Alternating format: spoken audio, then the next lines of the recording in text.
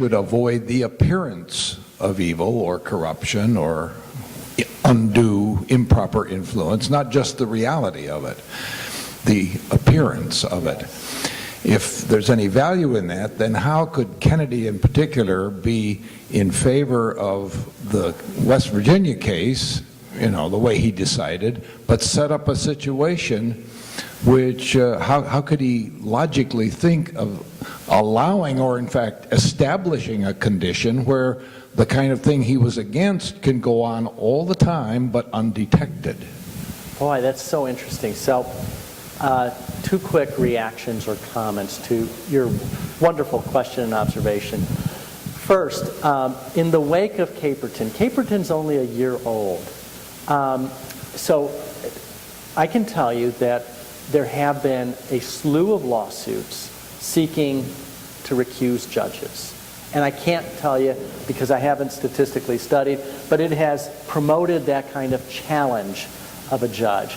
More significantly, though, a number of states, Georgia, Massachusetts, come immediately to mind. There are others, are redefining their judicial ethics commissions instead of going after campaign speech.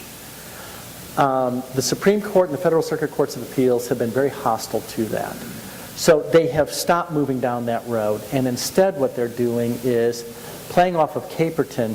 They are redefining recusal standards. So Texas, as an illustration, says if you have received $1,000 or more from a litigant over the past 4 years combined, you're automatically out of that decision. And I forget if it's Massachusetts or Georgia. Michigan's another state. But one of those three states is now changing its recusal laws so that you don't recuse yourself. If there's a motion to recuse, the rest of us will vote on that, not you. And I think that those are not sexy or glamorous things that make the news, but I think those are practical, short-term solutions to the problem of undue influence on the state judiciary. Now, in terms of Kennedy, I don't know. And I have wondered the same thing. And so in my private ruminations, which will now be public, I wonder if he just doesn't fancy himself to have such a large pivotal role on the court that he will write a decision that will be cited 100 years from now. I suspect that's part of his calculation. I would also say I don't understand the work of Supreme Court justices to be they need to be legally consistent, but they don't have to be programmatically consistent, policy-making consistent. So whether it's that justice or another justice, I don't think that they're aware of it, and I just don't think they bother to answer that for themselves. You had a question. Did you have a question? Yeah. Yes, you've looked at partisanship and you've looked at elections and you've kind of clumped them together.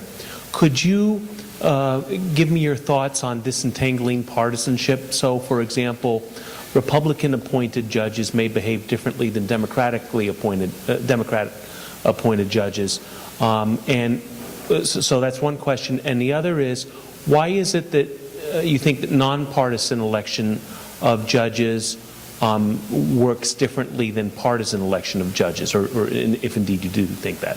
Now, I've thought about that, and I don't have a concrete. I don't have an. Here's my answer. In the litigation involving efforts to restrain speech of judicial candidates, it is in the partisan election. That is where the judge is more like a legislative candidate than a judge. I mean, the temperament, the tone is completely different from, so in the nonpartisan cases, the message tends to be integrity, character, experience. Those are the bylines there. It's in the partisan elections. Those are the elections that give rise to speech that then is enforced upon and then becomes the subject of a decision. So the Republican judges who are challenged are making stands on gun rights and strong on crime, and we're going to lock them up and throw away the key, and right to life. I mean, those are very over-the-top, explicit. They're not over-the-top if you're a legislative candidate. They are over-the-top, in my opinion, if you're a judicial candidate. So it's because the partisan election for judges seems to generate a different kind of campaign message that I found that kind of label and that kind of division useful to examine or explore, if you will. That answered one of your questions, perhaps not all of it. And if you want to go back to your first one, I think I answered from the back to the front. You only see, can you hear me on the Yeah, He can repeat you, I guess. You only see partisanship as taking place in elections. Why don't you see it in the appointment process? And have you looked to see differences in partisan appointments as explanatory in the result that you see? that's great. I have not looked, and I would suspect it would make a difference. I mean, judges invariably have party affiliation. They're not neutral. It's a fiction that they're neutral. You're right, and I haven't, and I think that's a worthwhile thing to explore. I haven't gone into the federal part of my database and said, and that's easy to do, who appointed you? Was it Carter? Who was this person who appointed you? I'm going to make some inferences about you. That's a nice question to explore. Having said that, I do think that the tone and temperament of a federal judge is entirely different. Granted, they have proclivities. When I look at the Fifth Circuit, which is Louisiana and Texas, and the kinds of decisions there match the political culture, just as the decisions out of the First Circuit in Massachusetts match the political culture. So your point's very well taken. Haven't examined it. Yeah.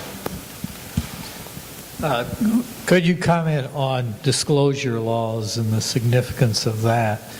Would not a completely open disclosure law mitigate